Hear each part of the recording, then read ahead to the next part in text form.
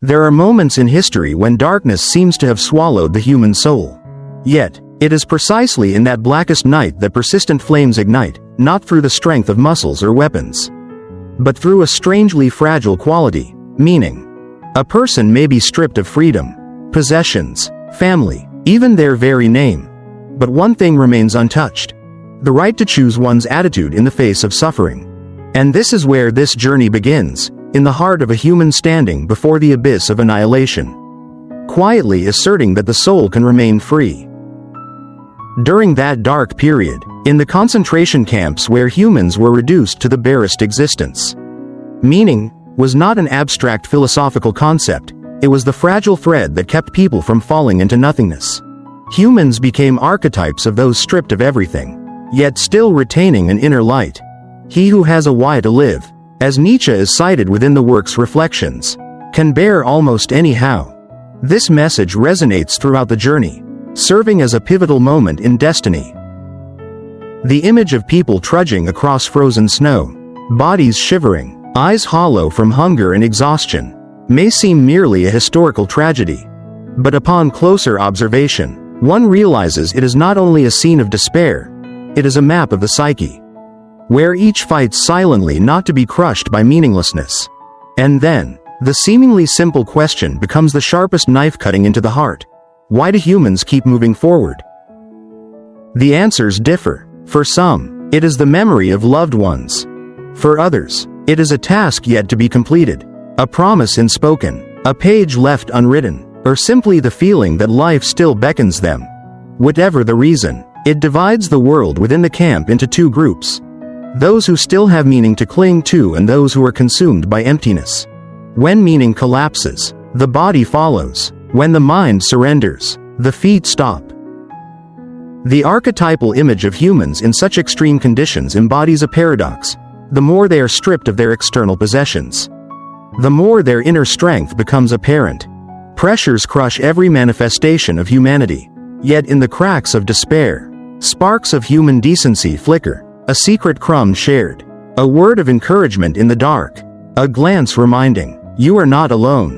These fragile moments, almost insignificant in ordinary life, become anchors for the mind. When everything else is erased, a single act of kindness can be a miracle. The viewer, following this journey, will sense a quiet yet powerful truth. Humans do not live by food or breath alone. They live by reason. And it is these reasons that enable each individual to endure circumstances their bodies might not have survived. In a place where death unfolds as calmly as a breath, what keeps a person upright is not blind faith but a conscious choice to refuse surrender. A deeper psychological analysis reveals that each individual in the camp becomes a character in a mental tragedy, exhibiting three archetypal responses: the one who gives up, the one who becomes ruthless to survive, and the one who finds meaning to stand firm. These choices do not occur in peaceful conditions. They unfold when one is too hungry to feel, too cold to shiver, and too desperate for each night to become a gamble with death. Yet even in such suffocating conditions, choice persists, not necessarily as action, but as attitude. The viewer is drawn into a world where surviving a single day is a remarkable gift. Yet within this seemingly meaningless world, a truth emerges. Meaning does not come from what happens to humans, but from how humans respond. And when understood, one begins to see the faint light many carry, like a candle that never extinguishes. In weary steps, the image of loved ones, spouses, children, parents, becomes a bridge leading one through the darkness. Whether those loved ones live or are gone, their image has the power to sustain. When the mind has no other anchor, it chooses to cling to love. And love, in its purest form, is no longer the physical presence of another. It becomes a spiritual energy nurturing the will to live. Viewers are reminded that even in concentration camps, where everything is controlled to the extreme, there remains one untouchable realm: the mind. It is the last bastion of freedom, where humans can choose how to interpret their suffering. No one can force a person to view life with bitterness unless they allow it to happen. No one can prevent them from finding meaning amid suffering if their spirit remains open to light. This very idea later became the nucleus of the philosophy of logotherapy. Humans are not primarily driven by pleasure or power, but by the pursuit of meaning. And then, this truth bursts forth with force, even in a concentration camp. One can choose to remain human. Violence can erode the body, but it cannot touch dignity if the individual does not permit it. The ultimate freedom of humans, the right to choose their attitude, proves more potent than any chain. As viewers listen to this story, they will hear a quiet call. Anyone can face their own suffering in life guided by this same principle. Pain cannot be entirely removed, it is an inevitable condition. But humans can always find meaning within that suffering.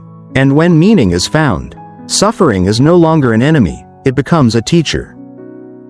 This journey begins in darkness, yet it is from the darkest depths that the light of a free mind shines brightest. And this light guides humans through the deepest layers of despair into another realm, a realm of choice, of attitude, of meaning.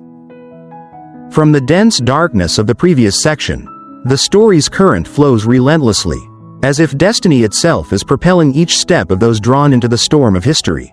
The concentration camp becomes a parallel world, where time is measured not by hours or days, but by moments of survival and endurance. There, every breath becomes a testament to silent resistance. And the deeper one observes life, the more evident it becomes that in this utterly irrational world, the most profound questions about humanity emerge with striking clarity. Prisoners walk through the gray morning, with cold mist clinging to their skin like the claws of an invisible beast. Their bodies grow lighter from hunger, heavier with fear, yet their minds hover in another space, a realm between threatened hope and despair that does not fully prevail. Each person seems split, a body on the verge of collapse, and a consciousness searching for a reason to rise. These fragments reveal a truth that the work emphasizes repeatedly. Humans can endure anything if they have a reason to live.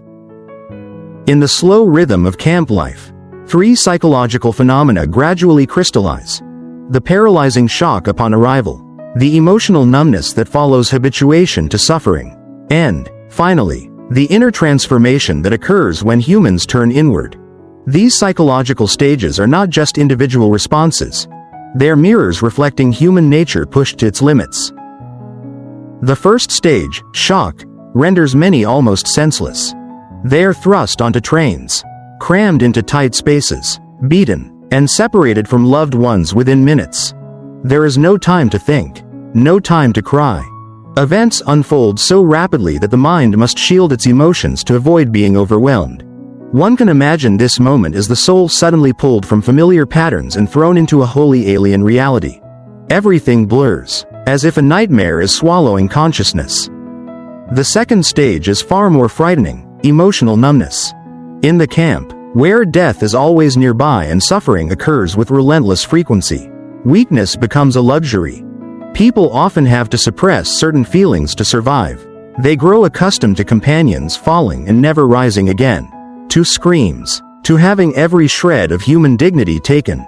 Yet, within this numbness lies a painful truth: when the soul closes, only meaning can redeem it. At this point, countless prisoners begin to ask themselves, what remains to live for? Not food, not a clear future, not safety. The only thing that remains is the mental image of loved ones. Imagined conversations occur in their minds, not from madness, but because love is the one thing yet to be taken away.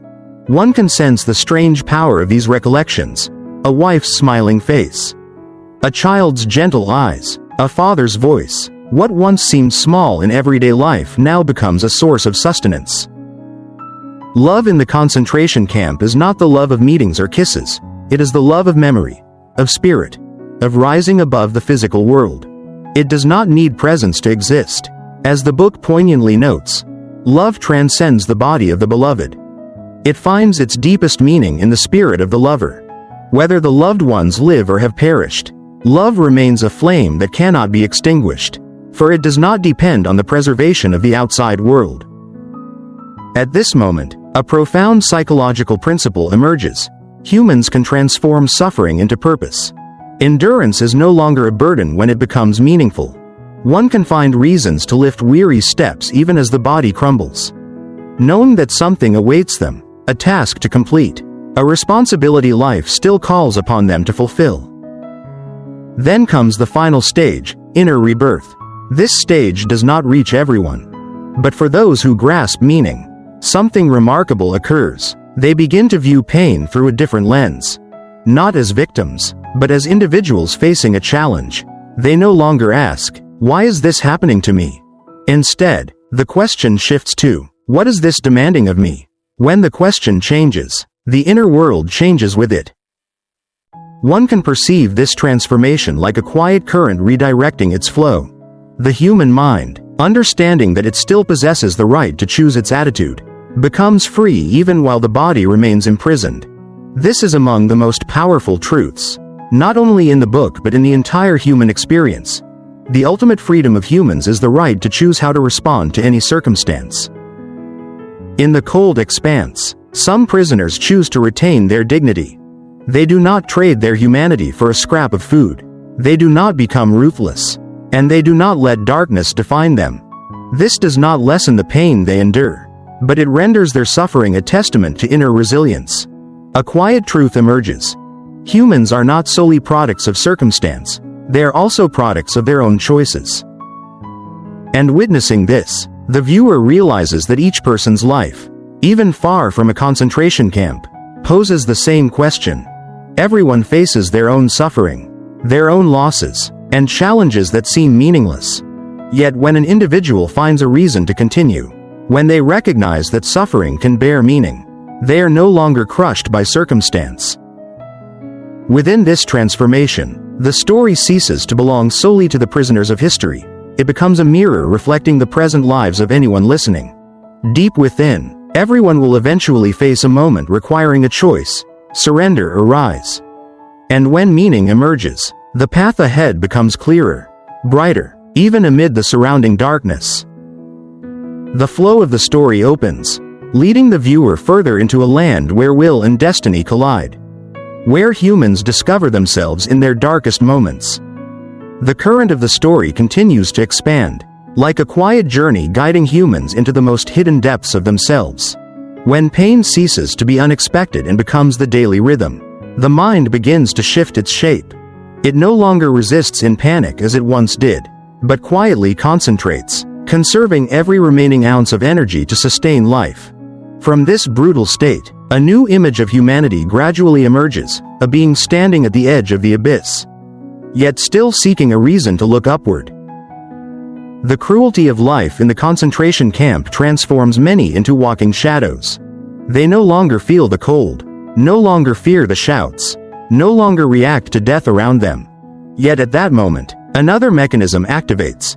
The mind seeks to preserve the tiniest fragment of freedom. Whether it is a thought, a memory, or a beautiful imagination, that fragment of liberty becomes the seed for inner rebirth.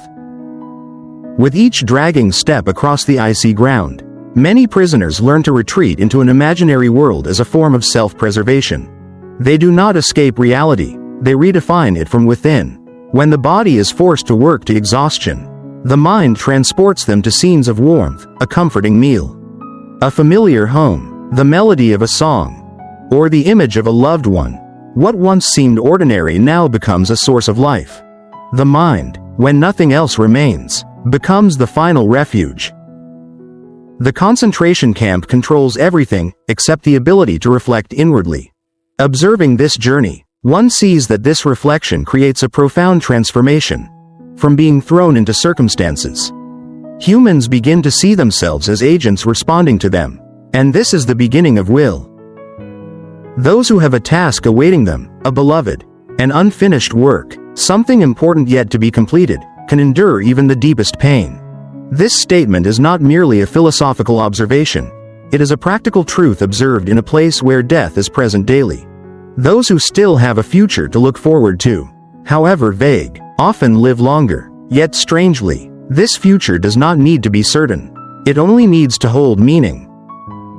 A prisoner walks in the ranks, his body nearly collapsing. Each gust of cold wind lashes at his bones.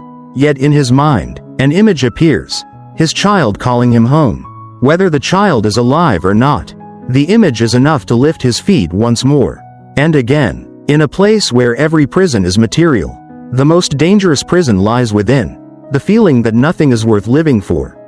Escaping that prison, even through a fragile image, renders a person inviolable in a way no one can measure.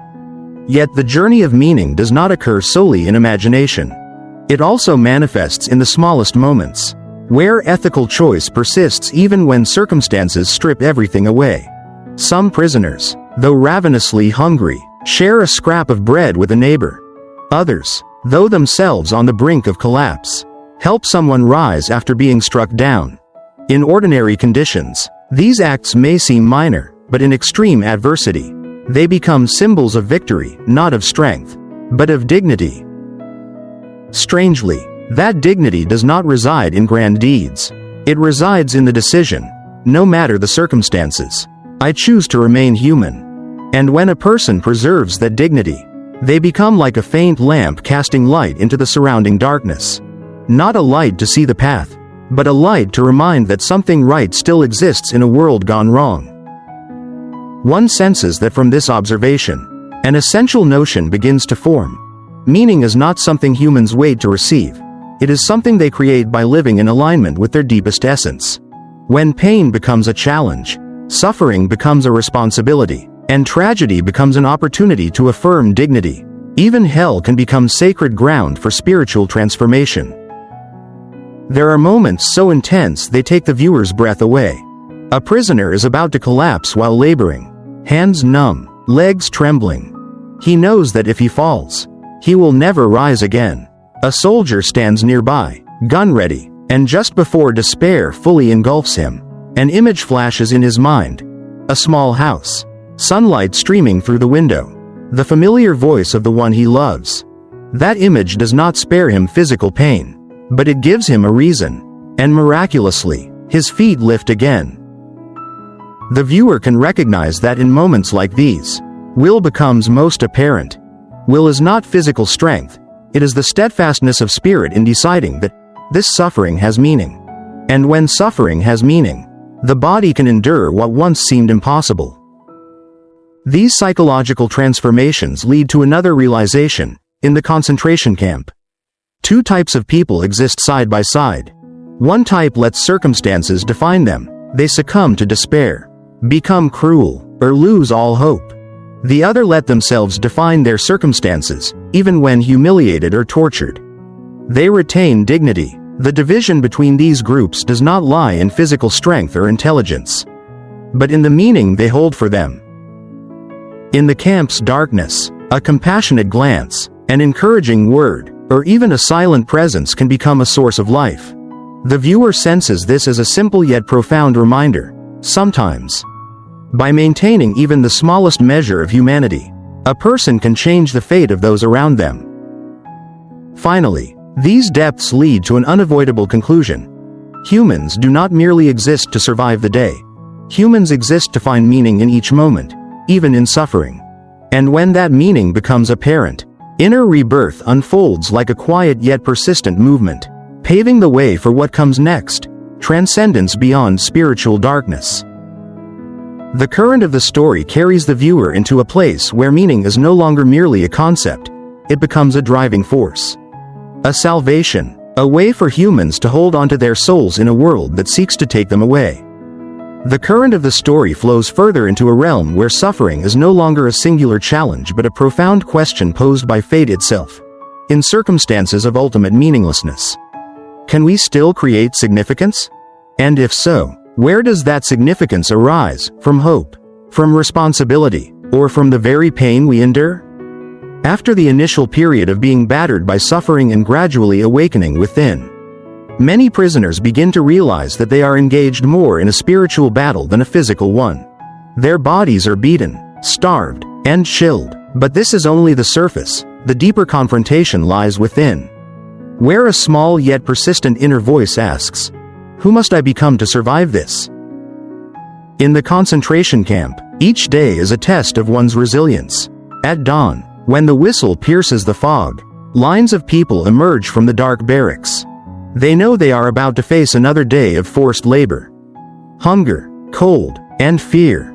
Yet in these seemingly unbearable moments, The mind poses philosophical questions that few usually confront. What does life demand of me? And how should I answer? A central insight of the book becomes clear. Meaning is not something humans cling to escape suffering. It is what makes suffering bearable. When pain ceases to be random, when it becomes a burden willingly accepted to fulfill one's life mission, it assumes a new form. It is no longer an enemy, it becomes part of the journey. Here emerges a profound truth. Life does not pose questions to humans, humans must respond. Suffering is the question, dignity is the answer. In the concentration camp, small yet profound scenes leave a lasting impression. A prisoner hides a scrap of bread to share with a friend, another, shivering from the cold, gives his coat to someone weaker. A comforting glance is exchanged in moments when no words remain. These acts, trivial under ordinary circumstances, become symbols of an indomitable spirit, for it is precisely when everything is stripped away that humans have the clearest view of their true nature. If evil can turn humans into beasts, then meaning can transform them into symbols of hope. Yet this awakening does not arise from romantic thought. It comes from a stark truth everyone must face. Pain is unavoidable. But how we endure it is a choice. The viewer realizes that even in situations where all freedoms are stripped away, a small sky remains that no oppressor can touch, spiritual freedom. No power can force a person to stop loving, stop hoping, or relinquish their dignity unless they choose to. In moments of utter exhaustion, many prisoners engage in silent dialogues with themselves. They ask whether there is anything left worth living for. Some think of loved ones, others of unfinished works, a book that must be written, or a mission they believe only they can fulfill. Some turn to religious faith, while others strive to live long enough to witness the truth revealed. Strangely, suffering no longer crushes when it becomes a responsibility. One endures not because compelled, but because something depends on their continued existence. When pain acquires purpose, it ceases to be a hopeless burden, it becomes an invitation to rise above. This becomes most evident in a profound observation from the book. Many prisoners did not die from hunger or cold, but from the loss of hope. When a person believes the future is closed, that there is nothing to strive for, the body reacts as if the task of survival has come to an end. Conversely, those who retain an image, a promise, or a hope, even a fragile one, cling to life longer. One story recounted in the book illustrates this vividly. A prisoner becomes elated, convinced that liberation will come on a date he sets in his mind. When that day passes without event, his immune system collapses, illness consumes his body, and he dies within days. The story is not meant to sadden, but to show that the human soul determines the vitality of the body more than we often realize. Here emerges a new image of suffering, as a stern teacher, forcing humans to confront questions they usually avoid in everyday life. And when they answer these questions, they not only survive their circumstances but transcend themselves. The concentration camp becomes a place where humans are stripped to their most primal essence. No outer layers remain, no power, fame, or social role. Only one thing remains: the ability to choose one's attitude toward fate. And there, each redefines themselves, not through words, but through small acts in the dark. Those who survive are not the strongest physically, they're those who find meaning in each breath. When suffering is perceived as part of the narrative, rather than its end, humans can endure far more than they imagined. For will, ignited by responsibility, becomes a flame that storms cannot extinguish. The story moves steadily toward a point where suffering is no longer merely the backdrop, but the material from which the spirit is forged. And when that spirit grows strong enough, it opens the path to something greater, liberation from the invisible prison within the mind. And then, amid the layers of ashes from days that seemed endless, a subtle movement began to emerge, like an underground stream threading its way through parched earth. It made no noise, demanded no attention, displayed no power, it simply existed, quietly yet persistently. This was the moment when humans reclaimed what every act of violence had tried to crush: the ability to choose one's attitude in any circumstance. When Frankl wrote, "Everything can be taken from a man but one thing," the last of the human freedoms, to choose one's attitude in any given set of circumstances. He was not issuing a grandiose proclamation engraved in stone, he was articulating a truth drawn from the very darkest mud of human existence. In those days, people stripped of all value seemed to have no rights left except to await the next cruelty. Yet, beneath the despair, tiny moments surfaced, proving that meaning never entirely disappears, it is merely obscured. A prisoner split a dry piece of bread with a friend. Another saved the last breaths to offer a comforting word. A terrified man still tried to stand upright despite a trembling spine. These fleeting instants, fragile though they were, became the foundation for the rebirth of the spirit. When a person is pushed to the edge, what remains is not strength, nor knowledge, but a slender, pliable faith capable of withstanding everything. Frankl observed his fellow prisoners. Some would wither the moment the spark of consciousness faded, others, with only a memory of a loved one, a cherished image held in mind, could rise to face another day. This was not delusion, nor blind hope. It was the awareness that, beyond present suffering, there existed a value that made life worth continuing. This is what psychologists call orienting strength, an inner compass. When humans find a reason in their suffering, they do not merely endure it, they transform it. Suffering ceases to be suffering at the moment it finds a meaning. This seemingly paradoxical statement captures the essence of resurrection. Pain does not vanish, it is integrated into the structure of life, where it can add depth, rather than leaving a wound. Thus, in the gray expanse of winter, fragments of meaning began to piece themselves together. No brilliant light, no promise, was needed, just a memory, a face, a goal, a companion, anything to lift the mind above the brutal present. Those who retained this strength shared one common trait. Their focus extended toward the future, toward what awaited them, toward unfinished tasks. Their will to survive did not depend on circumstances, but on the connection between themselves and a greater value. Elsewhere in the camp, some no longer thought of the future. They let go, not because they were defeated, but because they had severed the most profound connection to life.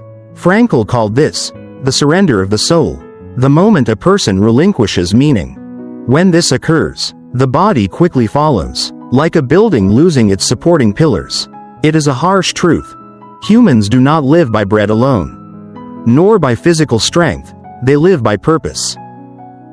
Purpose need not be grand or magnificent.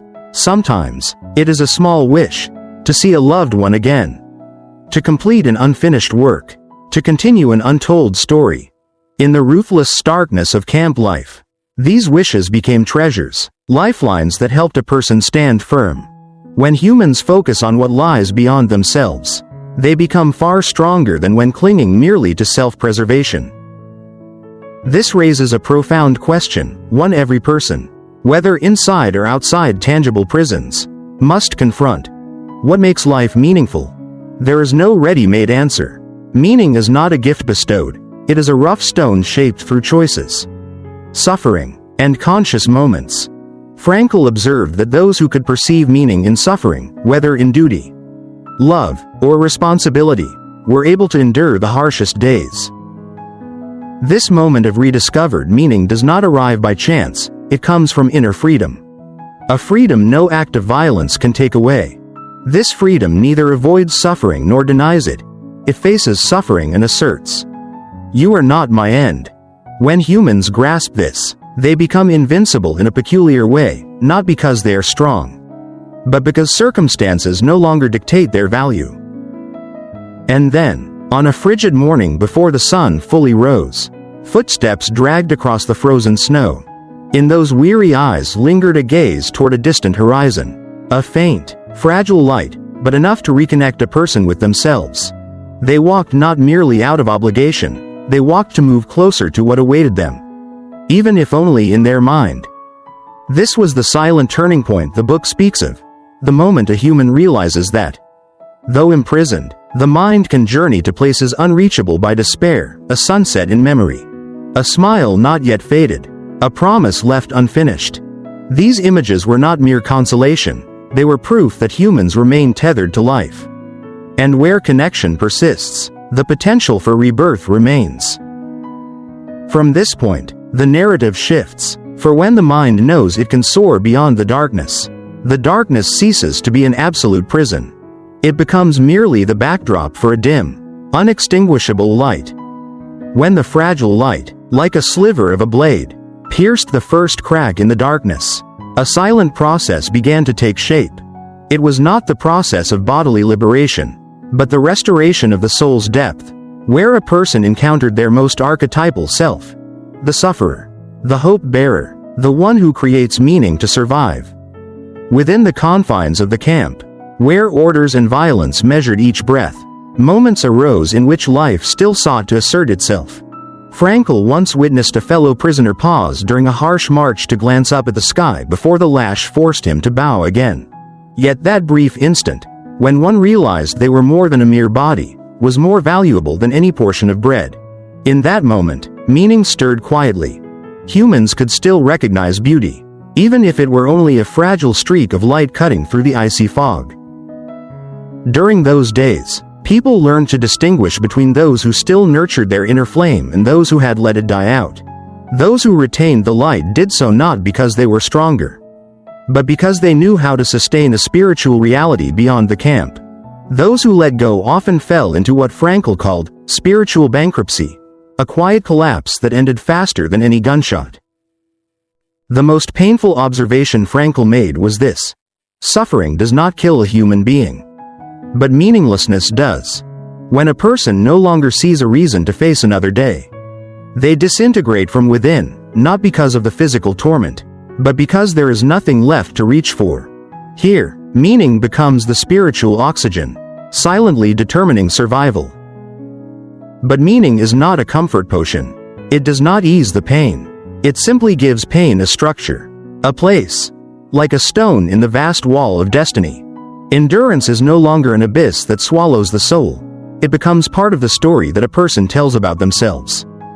In the bleakest moments, Frankl identified 3 primary pathways through which people could discover meaning, each like roots nourishing the spirit of anyone thrust into darkness. First, meaning lies in action, in doing something within one's power. In the camp, sometimes the only meaningful act was helping another stand, or giving away half of the only piece of bread one had. Second, meaning lies in love, a connection beyond material circumstance. When Frankl thought of his wife, he realized that love does not require physical presence, it is a tangible spiritual entity. A saving grace that allows one to perceive what is worth living for. The salvation of man is through love and in love. Love does not conquer death, but it conquers emptiness, and that alone is enough to sustain life. Third, meaning lies in the attitude toward suffering, the hardest but also the most profound path. When there is no way to avoid suffering, a person can still choose how to face it. In doing so, inner freedom becomes a silent declaration against anything seeking to destroy dignity. These observations are not theoretical, they are the crystallization of thousands of life's moments and life's end. Frankl noticed subtle changes in those who found meaning. Their eyes were no longer empty. Their voices carried a different timbre. Their steps, though weak, had direction. They were still tortured, still hungry, but in their inner world, they had claimed a place untouched by violence. They understood that each passing day was not merely a trial, but an opportunity to fulfill a mission, one that only they could complete. Whether it was finishing an unfinished work, returning to family, or simply upholding one's own dignity, each day became purposeful. Within this cruel environment, a paradox emerged. Sometimes the physically strong fell, while the weak survived. Physical strength cannot withstand spiritual emptiness. Yet, even the smallest goal enables humans to overcome what seems impossible. Frankl witnessed exhausted prisoners who could barely flicker when hearing of a transfer to lighter labor. It was not physical relief, but a shift in meaning that brought them renewed hope. The more Frankl observed, the more he realized, humans do not live merely to avoid suffering, they live to discover where suffering leads. In a world stripped of possessions, freedoms, and comforts, people began to understand that meaning shapes existence. And when meaning is reached, humans endure in a way no threat can break. Sometimes, in the midst of utter exhaustion, A prisoner would whisper a prayer or recall a loved one's words. These words were no magic, they were the final pieces holding the soul from dissolving. Even stripped of everything, humans retain the sacred ground in their minds where meaning dwells. The strangest truth, in that darkness, spiritual awakening became stronger. Suffering eroded the small self, revealing the deeper part, the part through which one could perceive one's essence. Not by possessions or status, but by the capacity to face suffering. At the furthest depths of despair, humans began to recognize the proper form of freedom, the freedom to choose how to live, even when all other choices are gone. Once meaning took root, it did more than support each day, it transformed how humans perceived the world. Pain was no longer a hopeless prison but a challenge revealing how high the soul could soar. They did not wait for circumstances to change to be free. They created freedom in every breath, every thought, every moment of awareness. At this point, the journey toward life's purpose began to shift to a deeper level, where humans do not merely survive but discover themselves through the meaning of their experiences, including the suffering they endure. When meaning had become the silent heartbeat during days that seemed shapeless, a subtle transformation began to spread, not dazzling, not explosive, but like an underground current gradually shifting the heavy stones of despair to another corner of the mind. The people forced to live in the labor camp still had to obey harsh orders, endure bone-chilling cold, and feel hunger gnawing at every bone. Yet within that suffering flesh, a change was taking shape. They were no longer fleeing from pain, but reading its meaning. On gray mornings, when the body was too exhausted to distinguish between dream and reality, something still burned in the eyes of a few, a flame brighter than the last fire of the camp's ovens, a direction. No one knew where that direction would lead, yet whether it was a reunion with family, the completion of a page of a long-forgotten manuscript, or simply the refusal to let evil strip away one's dignity, that direction was enough to make them stand. Frankl noticed a fundamental truth. Under conditions where everything is stripped away, people become acutely sensitive to the smallest expressions of the spirit. A person remaining silent yet holding a calm gaze, someone leaving a small piece of bread for a friend, a weary person lifting their head to watch the falling snow. These actions contained more life than thousands of cries for help. For where pain touches the bottom, the spirit does not reveal itself through strength, but through an incredible serenity. At this moment, the survivors in the camp no longer saw suffering as an enemy. They saw it as a land they were compelled to traverse, and they understood that the way they walked across it would determine the entire story of themselves. Pain no longer overwhelmed them, it became a mirror reflecting the core of human nature, a part that could not be distorted by whips or starvation. In this newfound awareness, many began to sense clearly that life does not promise happiness, but it always asks a question: how will you face it? That question resonates continuously, especially in moments of deepest despair, and each person, in their own way, answers it through attitude, choice, and acceptance. Frankl once wrote that there were moments, when the prisoners were taken out to the fields at dawn, that he saw the sun rising behind a line of dark trees. A few would pause, only for seconds, not enough to escape the shouting commands, but enough for a strange sensation to flow through their bodies, the sense that beauty still existed, even when they had nothing left.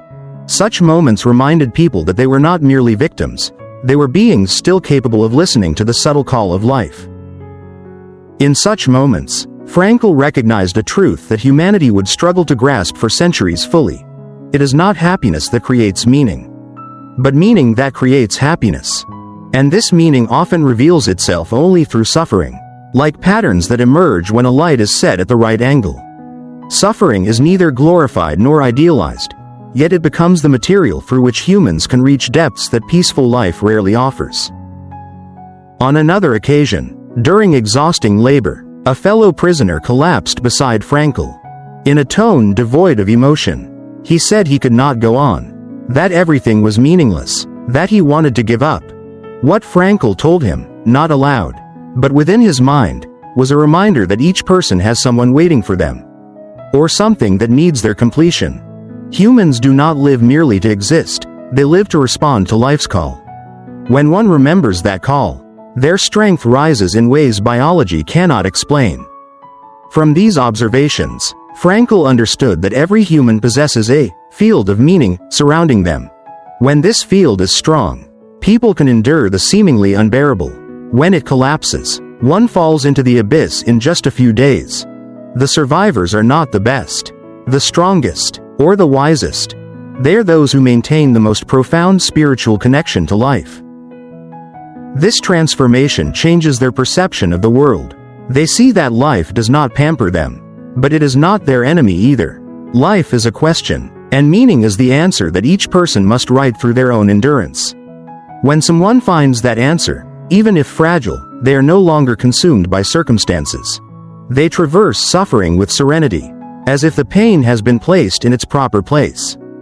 In the final months at the camp, despite the harsh conditions, Frankl observed subtle changes in many.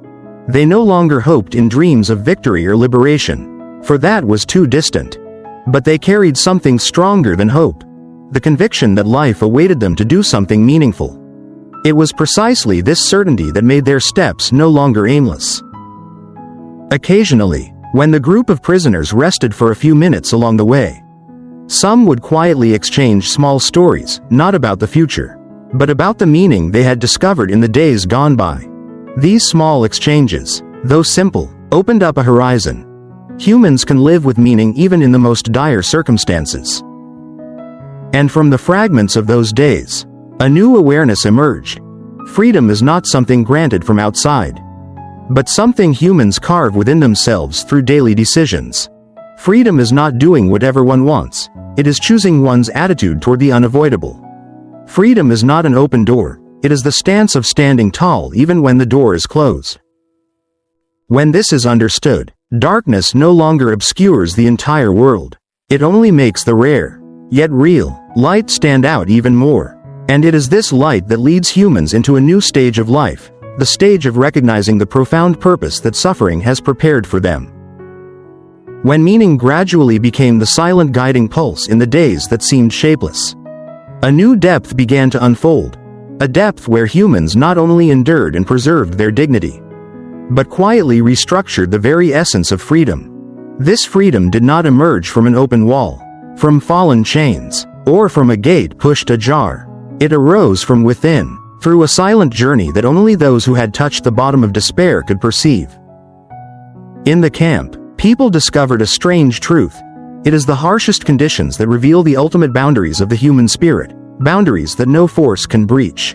Frankl called this the freedom to choose one's attitude, and it was what allowed individuals, even while kneeling under violence, to stand upright in their souls. Understanding this, they were no longer merely trembling bodies in the cold. They were beings deciding how meaning was born in every moment of suffering. One misty morning, as the prisoners were driven out of the barracks, Frankl overheard someone quietly say, "If fate has assigned this pain, then I must find a way to honor it." This was not a weak acceptance, it was the final rise of dignity. It demonstrated that even in the moments when one was most worn down, a person could master themselves through a spiritual choice. From this choice, a subtle transformation spread through the bodies of the survivors. They walked not to escape the blows, but toward something beyond the camp gates. A promise, a responsibility, a person is waiting, or simply a story that needed to be completed before leaving this world. In that journey, Frankl witnessed something many had forgotten.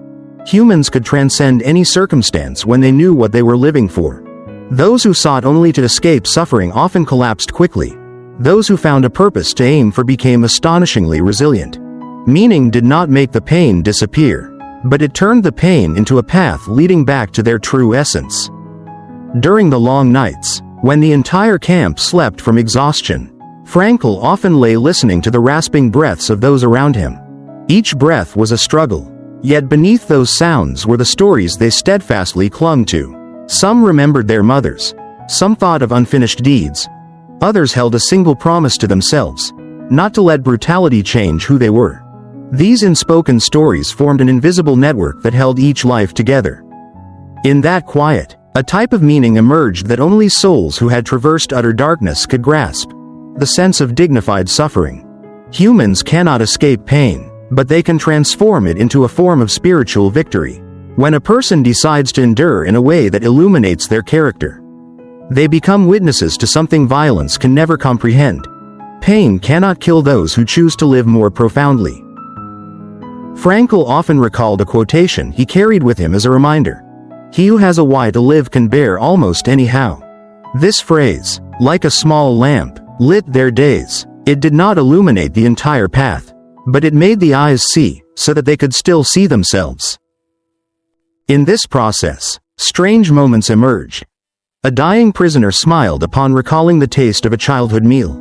Another whispered a few prayers before collapsing, yet another, amid screams, managed to hand Frankl a scrap of paper from his tattered coat to safeguard, as if preserving a trace of the past was the last way to hold on to dignity. These fleeting yet profound gestures revealed a truth. Meaning can ignite precisely where hope has died. And then, in the final days, as the external forces began to make subtle changes in the air, people sensed something unspoken. Liberation might be near. Yet what caught Frankl's attention was not this anticipation, but how people responded to this fragile new hope. Some spoke more, recounting plans for after their return. Yet this wore them down, for if hope failed, their souls would shatter. Others remained silent, cherishing each hour, each minute, as if afraid to disturb the fragility of the future. And a rare few, they remained calm, not because they were sure of what would happen, but because the meaning they had found had become a source stronger than hope itself. Frankl observed that those who had learned to find meaning in suffering experienced liberation with remarkable composure. They did not erupt in frenzied joy, they stepped out as if emerging from a night forest, understanding that the dawn's light did not diminish the value of the steps taken in darkness. Hence, they carried a strength that no future hardship could ever take away from them. At this level of awareness, meaning was no longer merely a tool for survival, it became the foundation of life itself. The inner freedom that no one could destroy. Those who emerged from the camp, those who preserved unbroken souls, carried something transformative. The understanding that humans are not defined by circumstances, but by their responses to them. And it is here that the journey to find the purpose of life reached its decisive point. Meaning was no longer simply a belief in the dark, but the rebirth of a free spirit, opening a new chapter in life, a chapter shaped by suffering, but never dominated by it. The flow continued, as if human awareness was opening the final door, where meaning was no longer a concept, but a breath, the living essence of every moment. The final pages of this journey were not meant to close a chapter, but to reveal what the book had sought to preserve, that every soul possesses a secret land, where inner freedom cannot be touched, where human dignity cannot be imprisoned, where any force cannot crush faith. When people in the narrative stepped out of the concentration camp, the scenery did not bear the shape of victory, it was only gray land, littered with the broken remains of a world that had just endured unimaginable cruelty. Yet, amid this starkness, something extraordinary appeared. The first steps on the road to freedom were heavier, deeper, as if every speck of dust clinging to the souls reminded them that from this moment on, meaning was no longer a theoretical longing, it had become a duty. No one emerged in a halo. Each survivor stepped out with the face of someone who had seen both the abyss and the light in the same frame. There, people recognized a truth that Frankl had repeatedly emphasized: be careful. Human, for too easy a freedom can make the survivor forget responsibility. And so, when the camp gates opened, they were not only given back freedom, they were entrusted with a burden. Not the burden of memory, but the burden of choice, to live as one crushed by fate, or to live as one who can transform suffering into spiritual growth. These exhausted souls still understood that meaning does not lie in victory, but in facing one's own wounds. Each person bore the marks of dark days, yet no two were alike.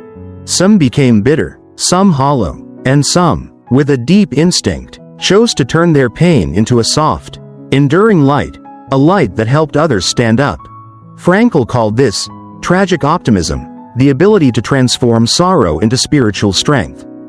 If one looked into the faces of the survivors, one would see that their eyes held more than pain. There was the depth of someone who had crossed the line between life and death, as if every moment once stripped away had taught them the value of each passing second. Generally taken for granted, deep within, they knew. The actual victor was not merely the survivor, but the one who retained the dignity to continue living. A frequently mentioned image was the moment when survivors, after so many years, first saw the golden wheat fields under the sun. An ordinary scene, yet for them, it was the birth of a new reality. No more shouting guards, no more the cold breath of death, only light, and within that light, they understood something that words could not convey. The world was still beautiful. And this beauty was a reminder of why life was worth living. In the early days of returning to everyday life, many souls felt empty. Disorientation enveloped them like a thick fog. What had once held meaning before the war now felt alien. But over time, like a slow, deep breath, they gradually learned to reconnect with the world. Not with haste, but with the patience of those who understood that meaning is not immediately found, it is a long dialogue with oneself. Frankl wrote, "What makes man desperate is not the circumstances, but the loss of the ability to see the future." And so, the task of these souls became building a bridge to tomorrow. A fragile but necessary bridge. Those witnessing such stories would realize that meaning does not fall from the sky, it must be constructed from each small action, choosing kindness over cruelty, choosing compassion over hatred, choosing to move forward rather than remain paralyzed by fear. If we set aside the tragic aspect, this journey can be seen as a map of the soul, where darkness and light do not exclude one another but coexist in harmony. This coexistence creates a depth that nothing else can replace. When humans confront the deepest darkness, they simultaneously open the door to the light that had previously been unseen. And then, as an essential part of the journey, Frankl spoke of love. Not romantic love, but love as a sacred instinct to connect, to see the dignity of others. He affirmed that even in hell, love cannot be taken away. It is the ultimate language of freedom. And when humans understand that love does not depend on circumstances, they also understand that meaning can sprout even in the darkest night. The remarkable thing is that when people emerged from the camp, what made them strongest was not physical strength, but the realization that they had survived not to forget, but to demonstrate that dignity can surpass cruelty. Not to seek revenge, but to remind the world that brutality can never conquer the depths of the human soul. Those who listen to such stories are invited to look within themselves, not to compare, but to understand that each person carries a part of this journey, moments that seemed unbearable, days so dark that no path could be seen, and memories that weigh like stone. But what makes the difference is not the circumstances, it is how one chooses to respond. At the end of the journey, silence becomes a form of understanding. No grand proclamations are needed. For when a soul has passed through the long night and seen the dawn, they know that meaning is not a mountain to conquer, it is the direction in which to step.